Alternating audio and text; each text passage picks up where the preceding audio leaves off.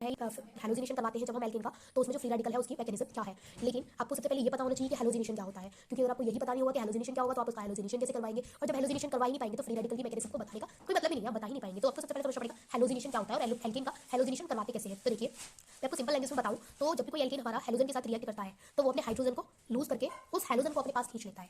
मैं क्या कहने की कोशिश कर रही हूँ कि जब भी कोई एल्केन हमारा किसके साथ रिएक्ट करता है, हेलोजन के साथ रिएक्ट करता है, तो वो हेलोजन क्या करता है, उस एल्केन के हाइड्रोजन को उसकी जगह से हटा के रिप्लेस करके उसकी जगह पर खुद आके बैठ जाता है। मैं एग्जांपल की हेल्प से समझाऊंगी, आपको तो क्लियर हो जाएगा। देखिए, when alkanes are treated with halogen in presence of sunlight, sunlight की प्रेजेंस में हो सकता है या फिर यूवी लाइट की प्रेजेंस में हो सकता है, the hydrogen atom of alkane, alkane के hydrogen atom are replaced by halogen atoms, यानी एल्केन का हाइड्रोजन एटम रिप्लेस किया जाता है हेलोजन एटम के साथ। This process is known as halogenation. मैंने यहाँ पर छोटी छोटी सी रिएक्शन नोट कर रखी है, मैं आपको यही एक्सप्लेन कर देती हूँ इसका मतलब क्या। देखिए, यहाँ पर मैंने एल्केन लिया यानी कि मीथेन ले रखा है मैंने यहाँ पर CH4, और मैं इसको रिएक्ट करवा रही हूँ किसके साथ, हेलोजन के साथ। हेलोजन क्या है यहाँ पर मेरे पास, Cl2 क्लोरीन है। तो यहाँ पर क्या होगा कि CH4 क्या करेगा, ये जो CH4 है ये अपने हाइड्रोजन को छोड़ देगा और एक क्लोरीन को अपनी तरफ खींच लेगा। अब आप बताइए मुझे कि जब इसने एक हाइड्रोजन छोड़ दिया, ये CH4 है तो कितना हाइड्रोजन बचा, जाहिर सी बात है CH3 बचा। एक निकाला तो CH3 बचा, तो यहाँ पर CH3 आ गया और एक क्लोरीन को इसने अपने पास खींच लिया तो CH3Cl आ गया। अगेन मैं इसकी रिएक्शन करवा देती हूँ क्लोरीन के साथ, तो Cl2 के साथ अगेन इसकी रिएक्शन करवाएंगे तो ये फिर से वही करेगा, ये अपनी आदत से बाज नहीं आ रही, क्या करेगा, फिर से अपने हाइड्रोजन को एक को निकाल देगा और फिर से क्लोरीन को खींच लेगा अपनी तरफ। तो अब मेरे पास क्या बचा, जब CH3 में से फिर से एक हाइड्रोजन गया तो CH2 बचा, फिर इसने फिर से क्लोरीन खींचा अपनी तरफ तो Cl था, Cl2 हो गया। फिर इसने क्या किया, फिर इसने दोबारा से क्लोरीन के साथ रिएक्शन करी, तो इसने क्या किया कि यहाँ पर हाइड्रोजन जो CH है, यहाँ पर CH2 है, इसने फिर से एक हाइड्रोजन लूज किया और CH रह गया और एक क्लोरीन फिर से खींच लिया तो Cl3 हो गया।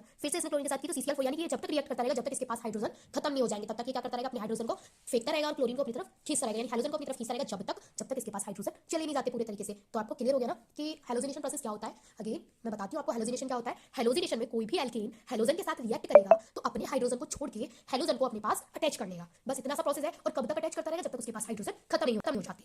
अब हम देखते हैं इसकी मैकेनिज्म। हमें तो वैसे भी इस वीडियो में क्या पढ़ना था, फ्री रेडिकल की मैकेनिज्म को पढ़ना था, लेकिन हमें ये भी पता होना चाहिए थोड़ा सा बेसिक था कि हेलोजिनेशन क्या होता है, तो मैंने आपको वो भी क्लियर करवा दिया है। तो अब मैं आपको मैकेनिज्म बताती हूँ। इसकी मैकेनिज्म बहुत ईजी है, थोड़ा सा अपना माइंड लगाएंगे तो आपको क्लियर हो जाएगी। तो देखिए, जो मैकेनिज्म होंगी इसकी वो थर्ड स्टेप में कंप्लीट होंगी। फर्स्ट है chain initiation step, second is chain propagation step and third is chain termination step. One by one मैं आपको एग्जांपल की हेल्प से समझाती हूँ। देखिए, चेन इनिशिएशन स्टेप में क्या होगा कि यहाँ इनिशिएशन का मींस यहाँ पर क्या होगा कि स्टार्टिंग होगी बनने की, फ्री रेडिकल की स्टार्टिंग यहीं से होगी, यानी फ्री रेडिकल यहीं से बनेंगे। चेन इनिशिएशन स्टेप में क्या होंगे, फ्री रेडिकल बनेंगे। तो यहाँ पर हमने हेलोजन लिया है, क्लोरीन Cl2 लिया है और सनलाइट यानी यूवी लाइट की प्रेजेंस में क्या होगा, देखिए यहाँ पर कौन सा फिजन होगा, यहाँ पर बॉन्ड फिजन होगा। कौन सा, होमोलाइटिक। होमोलाइटिक बॉन्ड फिजन में क्या होता था, मैंने आपको पहले कई बार बताया है और कई वीडियोस में डिस्कस किया है, और एक अलग से वीडियो भी है जिसमें मैंने आपको बॉन्ड फिजन बताया है। चलिए मैं आपको फिर से बताती हूँ। देखिए यहाँ पर क्या होगा, होमोलाइटिक बॉन्ड फिजन एक ऐसा बॉन्ड फिजन होता है जिसके अंदर ट्रांसफर ऑफ वन इलेक्ट्रॉन यानी कि वन इलेक्ट्रॉन का ट्रांसफर होता है। मैं आपको एग्जांपल के समझाती हूँ। देखिए यहाँ पर जैसे कि मेरे पास एक क्लोरीन का एटम ये है, क्लोरीन का एटम ये है।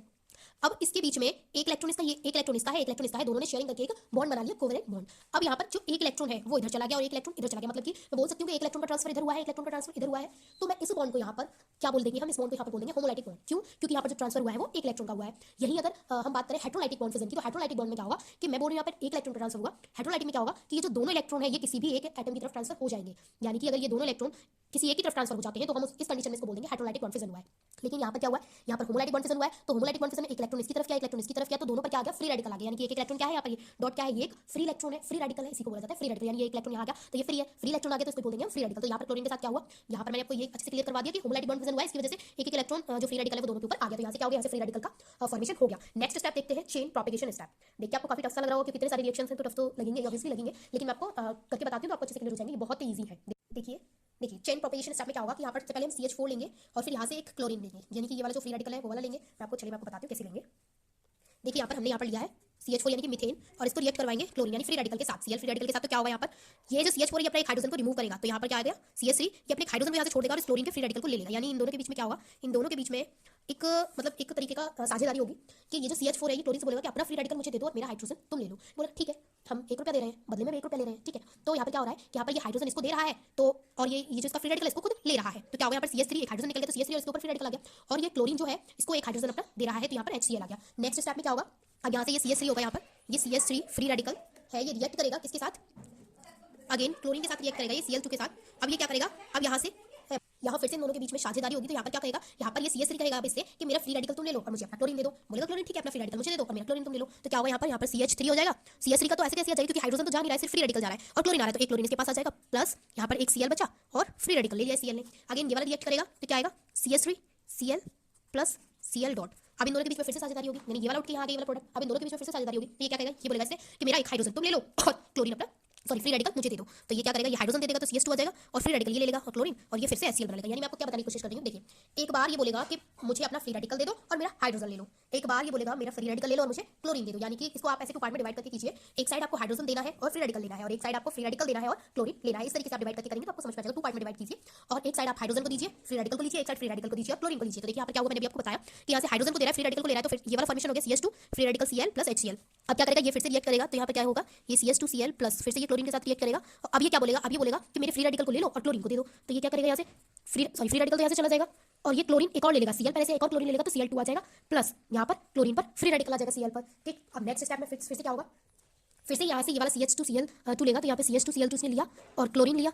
अब ये क्या करेगा, ये फिर से बोलेगा कि मेरे एक हाइड्रोजन ले लो, फ्री रेडिकल दे दो, तो ये हाइड्रोजन दे देगा, फ्री रेडिकल ले लेगा, तो इसके पास हाइड्रोजन CS2 थे, अब एक बचा, Cl2 पहले से ही था इस पे, और इसने क्या किया, HCl बना लिया। फिर से ये रिएक्शन करेगा इसके साथ, CH free radical Cl2 plus यहाँ पर आएगा Cl2।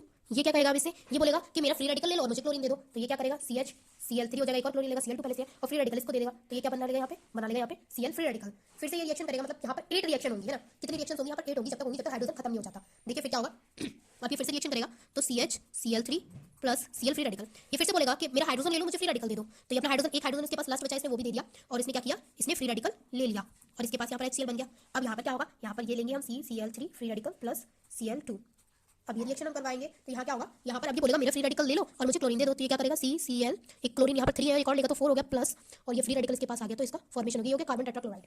तो आपको ये सारा प्रोसेस क्लियर हो गया, ये 8 प्रोसेस में होगी। मैं फिर से आपको बताती हूँ, ये वही जो मैंने आपको अभी करके बताई, मैंने यहाँ नोट कर रखा है, समझिए। फर्स्ट स्टेप में ये वाली जो साइड होगी हमारी, यहाँ पर हाइड्रोजन को देगा, फ्री रेडिकल को लेगा, ये वाली जो साइड है यहाँ पर, ये समझिए कि जब Cl2 आपस में यूवी लाइट की प्रेजेंस में इसकी रिएक्शन करवा रहे थे Cl2 की, तो यहाँ पर बॉन्ड ब्रेक होकर के Cl फ्री रेडिकल बना रहा था। तो अब अगर मैं Cl फ्री रेडिकल को आपस में जोड़ने के लिए कहूँ तो क्या बनाएंगे आप, ये बनाएंगे ना, इससे ये बनाए तो इससे ये बना दो। ठीक, देखिए यहाँ पर यही हो रहा है कि अब Cl फ्री रेडिकल है यहाँ पर, और यहाँ पर ये Cl फ्री रेडिकल आपस में रिएक्ट होकर Cl2 बना रहे हैं। ऐसे यहाँ पर CS फ्री रेडिकल है, CS फ्री रेडिकल है, आपस में रिएक्ट होकर C2H6 बना रहे हैं। अब ये तो दोनों सेम इवन वाले हो गए, अब और भी तो हो सकता है, इसमें तो दोनों Cl थे, इसमें दोनों CS3 थे, अब इसमें एक CS फ्री रेडिकल देगा, एक Cl फ्री रेडिकल देगा, तो ये कैसे होगा, ये होगा एक CS3 आ जाएगा और एक Cl आ जाएगा, तो CS3 Cl इस तरीके से हो जाएगा। तो आई होप कि आपको अच्छे से क्लियर हो गई होगी मैकेनिज्म फ्री रेडिकल की। Thanks for watching this video.